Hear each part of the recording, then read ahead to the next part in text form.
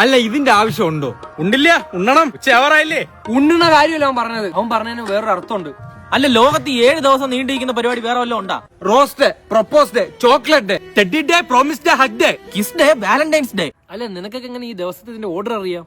Insta തുറന്ന ഇപ്പൊ ഇത് മാത്രമല്ല ഉള്ളൂ. അത് മാത്രമല്ല, ഇൻസ്റ്റയുടെ അൽഗോറിതം നമ്മളെ ഫോഴ്സ് ചെയ്യിപ്പിക്കുകയാണ് പ്രണയിക്കാൻ. അത് മാത്രമല്ല, ഉല്ലാസ് പാർക്കിന് അങ്ങോട്ടൊന്നും പോവാൻ പോലും വയ്യ. കൊച്ചു കുട്ടികളാണ് അവിടെ. ആ കൊച്ചു കുട്ടികളെ കാര്യം അവിടെ നിക്കട്ടെ. നീ എന്തിനു ഉല്ലാസ് പാർക്കിൽ പോയി? ഒരല്പ സമാധാനത്തിനാണ് ഞാൻ അവിടെ പോയത്. അല്ല, എന്റെ ഒരു ഡൗട്ടാണ്, എന്തിനാണ് വാലന്റൈൻസ് ഡേ? അതല്ലേ അളിയാ, 7 ദിവസം കൊണ്ടേ നല്ല മണ്ണളക്കി നല്ല കപ്പ നട്ടാണ്ടല്ല ഈ നീളത്തിന് കപ്പ ഇറങ്ങി വരും. ഈ നീളത്തിന് അല്ലെ, ഈ 7 ദിവസം കൊണ്ട് ഏത് കപ്പയുടെ ഇറങ്ങി വരുന്നത്? ബ്രസീലിയൻ കപ്പ സൂപ്പർ സാധനമാണ് കേട്ടോ.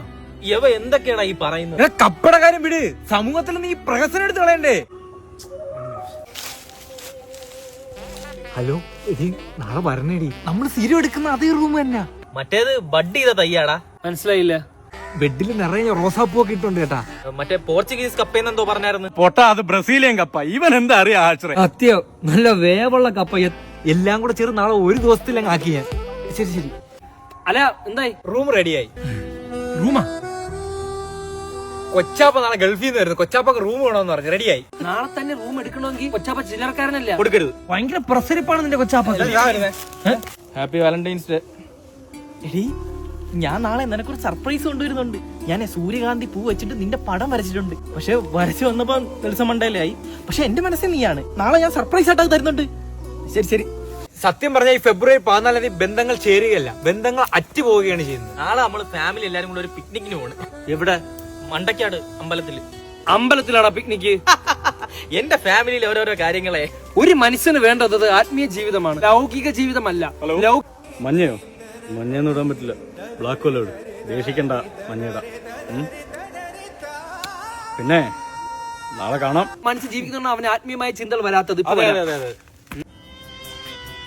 ഹലോ, നാളെ 11 മണിക്ക് റെഡി ആയിട്ട് റെയിൽവേ സ്റ്റേഷന്റെ ഫ്രണ്ടിൽ വന്നിരിക്കണം. ഞാൻ നിന്നെ ഒമിനിലി അങ്ങ് തട്ടിക്കൊണ്ടങ്ങ് പോവും. ഹെൽത്ത് ഒക്കെ ഓക്കെ. ശരി ശരി. പിന്നെ നാളെ ഞാൻ കാണത്തില്ല. നീ എവിടെ പോണ്ടാ? കൊച്ചാപ്പ നാളെ ഗൾഫിൽ നിന്ന് വരുന്ന പറഞ്ഞില്ലേ, കൊച്ചാപ്പയുടെ റൂമിലായിരിക്കും ഞാൻ ചിലപ്പോ. ഞാനും കാണാനല്ല ചേട്ടാ. എവിടെ പോവാണ്? അപ്പാപ്പനെ ഒന്ന് തിരുമിക്കാൻ കൊണ്ടുപോകണം. ഞാനല്ലേടെ ഉള്ളു എല്ലാത്തിനും. ശരി.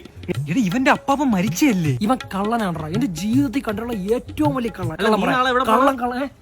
നാളെ തേങ്ങ ഉണക്കാൻ വെച്ചിട്ടുണ്ട്. ആ തേങ്ങ ഉണക്കി നാളെ മില്ലിൽ കൊണ്ടുപോയി അത് ഉണക്കി പൊടിച്ച് അതിന്റെ എണ്ണ എടുത്തോണ്ട് വരണം. എണ്ണ എടുത്ത് വൈകിട്ട് തലയെ തേച്ചിട്ട് കുളിക്കണം. അതെ, പോട്ടെ. ബൈ. ഇവൻ കള്ളനാണ്ട്രാ.